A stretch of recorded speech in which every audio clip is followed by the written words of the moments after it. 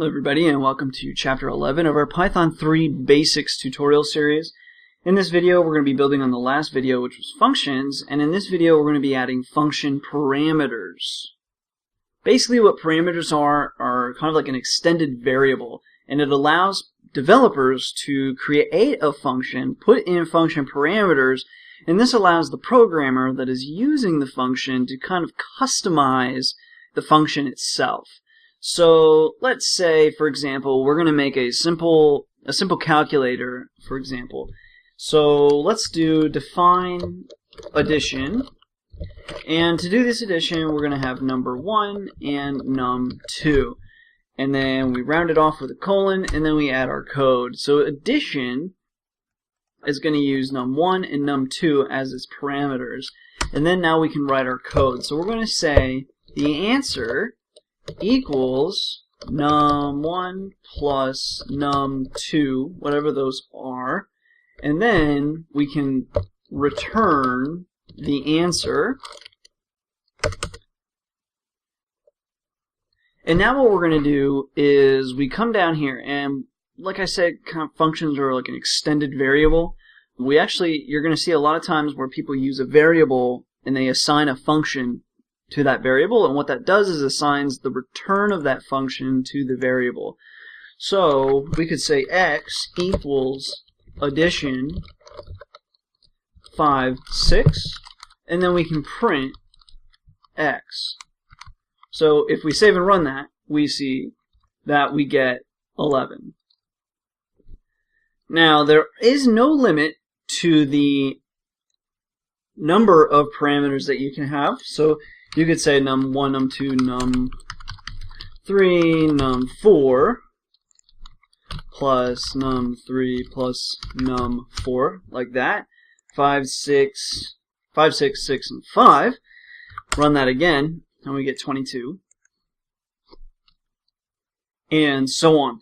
Now, say though you were developing a website creating program, and you had a function that would create this website. Like, say for example, if you're familiar with WordPress, you can create a WordPress site in just a matter of about 10, 15, 20 minutes, because when you download and install something like WordPress, there's a lot of default things. So you have default buttons, you have default text, font, size, all this kind of stuff, colors, everything. They have some sort of default, and then later on, if you choose to, you can change it, right?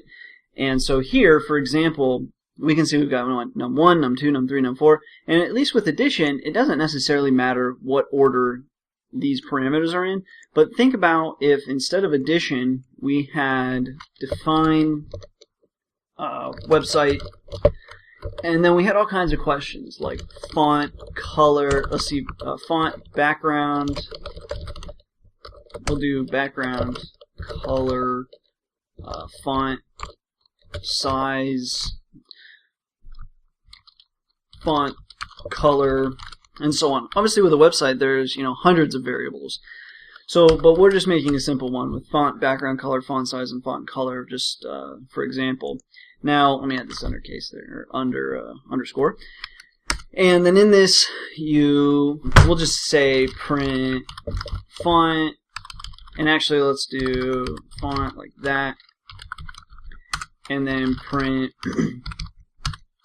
BG for background, and we'll just copy and paste this, copy, paste, and then print font size, and we'll copy and paste, and finally print font color and font underscore color. Okay, so, and let's spell print, right? Print. Okay, so this function right now we're just printing it out, but let's say you were going to do something with it. You're going to create, all of these, characteristics to the website. Now, for a programmer, like say you've developed this and you want to share it with somebody. Well, first of all, for a developer to use this function, they're going to need to do like website, and then font we'll say is Times New Roman TNR.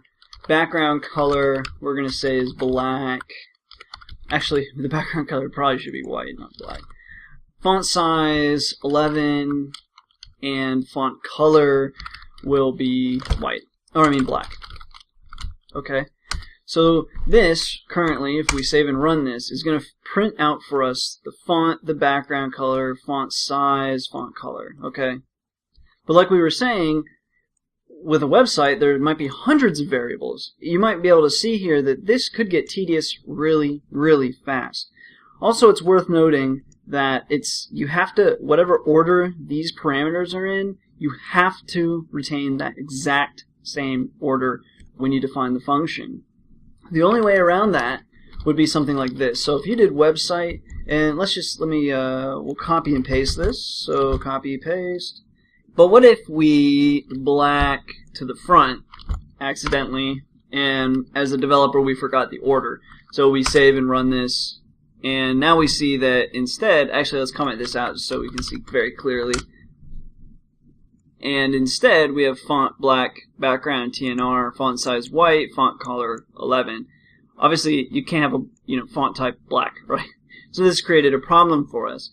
So one thing that you can do as a developer, at least, to sort of get a handle on this is instead of, you can do this and put them in the order that they're supposed to be in, but you could also do something like this. You could say font underscore color equals black, and then you could do font equals TNR, and then you can do this background color equals white. And just for the record, when you have like a big list, what you can do is you can hit the enter key and you can bring things down like this. Okay. Anyway, font color, background color, and then font size like this. Alright, so then we can save and run this. And now, even though we changed the order a little bit, we do get TNR for Times New Roman, background white, font size 11, font color black. But again, we still kind of run into trouble here because here we only have four function parameters. But what if we had 100, literally 100? So some developers make massive sized functions. So one of the larger functions that I know of are functions for Matplotlib, which is a graphing module for Python. It's highly customizable. So you can kind of think of it as if you're, building a house or something. The house has a ton of options that you could have with the house. You've got colors, you've got room sizes, room shapes, you've got where the windows are, where the plugs are, where everything is, all kinds of things, right? But you as, say you're getting a house built, if you go to a builder, he's not going to ask you, they're going to ask you a lot of questions for customization, but he's not going to ask you, what type of wood do you want on the house, and he's probably not going to ask you what type of shingles do you want. You can customize that if you wanted, but he's not going to ask you these things by default, right?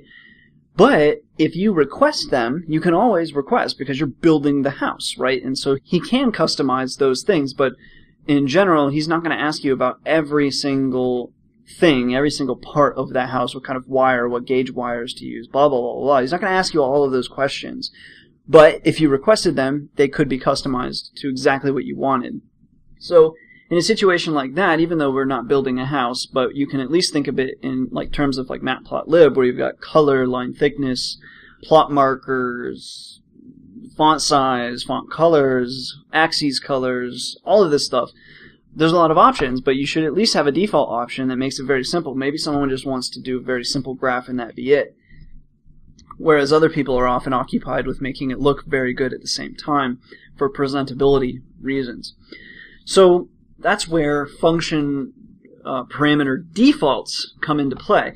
So here we have to define all of these. If we don't define them, say for example we don't define font, when we try to run that, we're going to get an error because, lost my mouse, here it is, because we're missing one required argument, and that one is font. And so it's not going to be able to run. So as a developer, we can take this into consideration, and instead what we can do is we can say font equals, and we can say here TNR. We can say background color equals white, and we can do these enters again, so to save some space. font size equals 11, and font color equals black. And what we've done here is, see, we've created this function, website. So now what we can do is we can come down here, and instead what we can do is we can just call website. We don't have to define anything.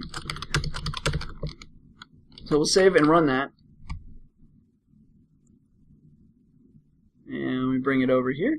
And now we see we have everything is already defined for us. TNR, background is white, font size 11, and so on. Now, as a programmer, if we're using this website function, we see that, we have all these defaults, but let's say we don't like a white background. We actually want a gray background. Okay, so instead, what we can do is we can say background color, and we can say instead gray, like this. And now, when we save and run that, we get here, we have everything else defined as we have by default, but then we were able to change the background color to gray instead.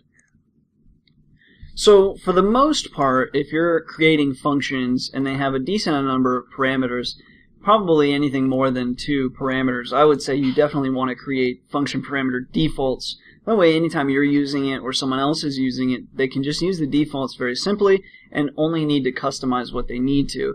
Now, if you only have 2 parameters, for example, let's say you only had background color and font color, then you want to have to define them all out like this, because if there are defaults, you do have to type out the entire thing. Or, well, I guess actually you probably wouldn't have to. Let's confirm that with Python 3, however. Let's say this only has 2 parameters to it. You've got font and background color. Let's say we just do this. Let's say we do TNR and gray. Let's see if we can get away with that one. Oh, yeah, well, we got away with it for the most part. Font, background color. We just can't be printing these out.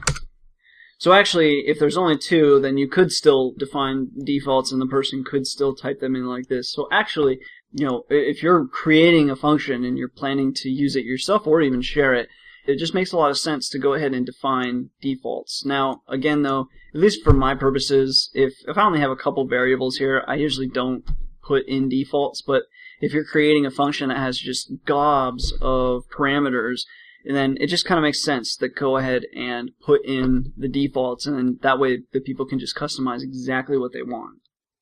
Now that said, don't forget that if you didn't provide defaults, when you write out that function, don't forget that you have to have exactly the same number of parameters and they have to be in perfect order. Or you have to say the actual name of the parameter that you're talking about, but you still need just as many parameters. Or you can use function parameter defaults and then call the specific function that you're trying to change, or you can write out all of the functions if you want to.